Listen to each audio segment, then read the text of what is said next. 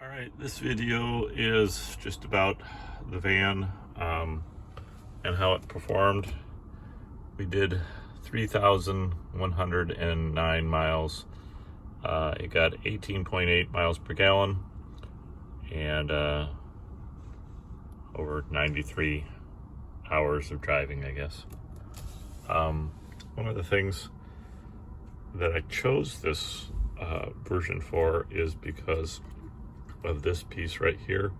It has a cruise control and other settings that most of these cargo vans don't. They're basic, and so there are other options here that it has.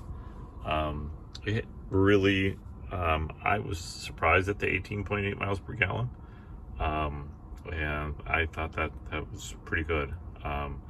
We have had a pop-up camper and a variety of different vehicles pulling it over the 20 years that we had it, and I'd say we probably averaged 16 at the highest miles per gallon, so I'm pleased with this.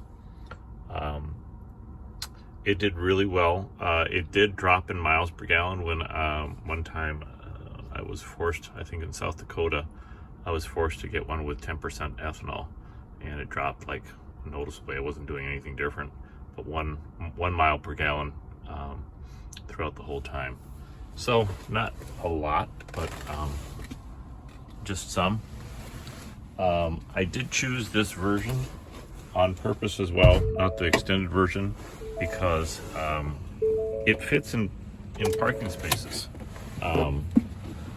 It is no bigger than a F-150, F-250. So we can literally park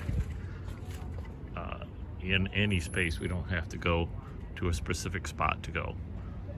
So that's really good. And the other piece, it did come with a tow package. So that was really good, just that we can put bikes easily that way. And the last piece, it did have this side step up, which is, I think, a great addition. Makes it easy to get in. This video is going to talk about food, and this is our little Coleman cooler that has a power cord. It works well, okay, I should say, not well. It works okay. It keeps things probably around 40 degrees. And again, if it's really hot out, it doesn't do that. So it does limit us with what we can do. It's not a refrigerator, and you do need electricity to put it in. You can plug it in to the outlet, or there's a power cord that you can convert. But if you don't have consistent electricity, you got issues. So we went to a method where we would buy things. This would be drinks largely. We would buy things that we were going to use that day and put it in there, and that was it. And so that does limit what you can cook and what you can't, and what you can bring. This time we brought things like hot dogs, and we had sandwiches, and when we were doing large days of travel, it worked great. We made sandwiches, no problem. The meats were fine. When we weren't, and we were hiking and climbing and trying to find sites with electricity, it didn't work so good. And so we ended up having to throw some things. So we have the induction cooktop as well, and a Coleman burner, regular one, for that. But again, the real thing that influences everything is your ability to have coldness. So you can get by with induction and everything else if you can in a spot where you can buy what you're going to need that meal. Otherwise, we end up going out and getting food. So not sure. We don't have a heck of a lot of data points yet on these things yet, how it's going to work, because we haven't done it very much. But we feel like we haven't really tried out the system. Maybe the placement and where we need to be. This is a really good placement because we can reach around and grab things while we're driving in terms of drinks. We did like the IKEA shelf and how that worked. We didn't have any problems with things coming out. And we got a silverware tray that actually fit right in the spot. So that works really well. These kinds of things right here, non-slip things, worked great.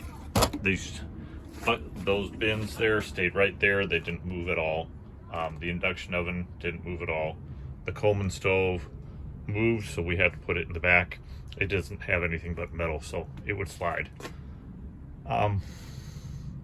So that's it about food.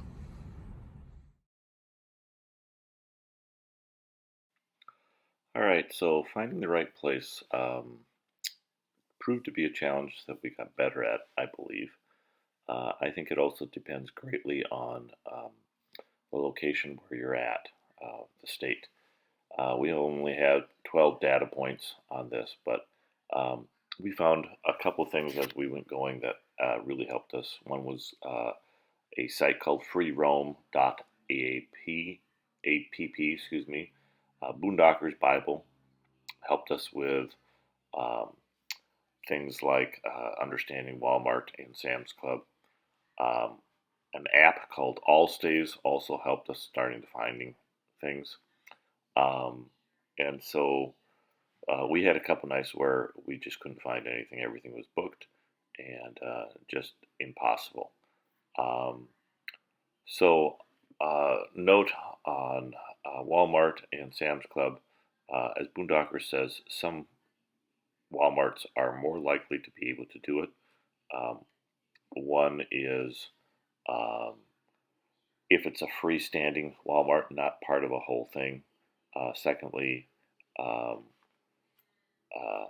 that you need to ask the manager. Now the Walmart that we were at had signs posted, but the manager said it was fine to come and stay as long as we left by 7 a.m. So that was a good thing. There was a Sam's Club nearby as well. We ended up feeling more comfortable with the Sam's Club because they didn't say specifically. We did talk to an employee there, and again, they said the same thing. So it seems to be one where you need to ask the managers what's policy and what the police do around there, and you never know. The thing with those kinds of sites, we stayed at one that was just a parking lot outside of the city of Frisco, is you then have to figure out showers and bathrooms. And so showers, what we found out is finding a community pool or a community rec center worked out well. We did a couple of those, and showers were better than any of the campgrounds. You generally have to pay for that, about $6 a person to shower there, but that fixed that. Any rate, those were those things, and as soon as we left Colorado, we had a lot more regular campgrounds to choose from. I don't know what it is about Colorado, but it was very hard to find. One, in general, where they were, sometimes there were a lot of ones that you drove by and you just didn't see them on anything. Some of the apps that I told you helped us find some, but it takes some work. In Minnesota, Anyway, lots and lots of spaces. This is a community park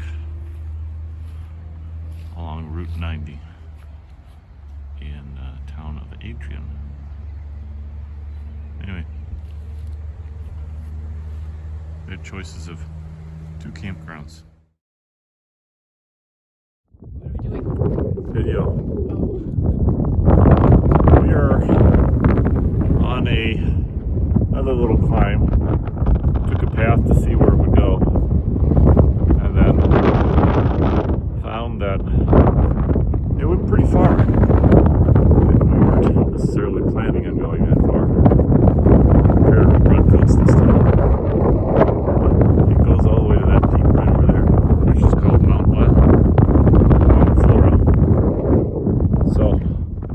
down way down there where you can see still some of the road. It was 11,000 somewhere.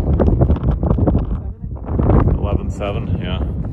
So again, one of these climbs where we don't know really how far up we are, but the paths are really nice. It's not difficult at all. Anyway, that communication tower up there is where we originally were intending to go, with the path we thought. We're on our way back down now. This is what it looks like on the other side. We have been climbing and going to try and get to a spot where you could see both sides. But you can't. There's that communications tower again. But there is supposedly a lake there. And it doesn't look like much, but the old deceptive, well, let's go to that peak and see. Oh, let's go to the next one. Anyway, it's beautiful. A little chilly today. Colorado, Rocky Mountains.